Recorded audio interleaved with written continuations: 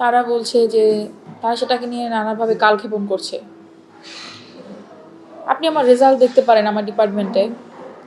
আমার রেজাল্ট সবসময় first class up ছিল এবং আমার কোনো সময় কোনো ব্যাকডাউন কোনো হিস্ট্রি নেই রেজাল্টের, কোনো খারাপ রেজাল্টের হিস্ট্রি নেই। আমার প্রিভিয়াস একাডেমিক ক্যারিয়ারও আপনি দেখতে পারেন। সবচেয়ে বড় ব্যাপার হচ্ছে যে আমি তো বিশ্ববিদ্যালয়ে রাজনৈতিক নেতা হওয়ার জন্য যাইনি, পড়াশোনা করার জন্য গিয়েছিলাম। প্রত্যেকটা স্টুডেন্ট এই জন্যই আসে।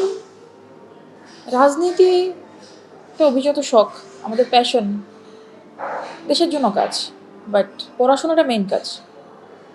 এই যে রাজনীতি করার অপরাধে কেউ পড়তে পারবে না, সে পরীক্ষা দিতে পারবে না, তাকে মারতে হবে। এই যে একটা মেয়ে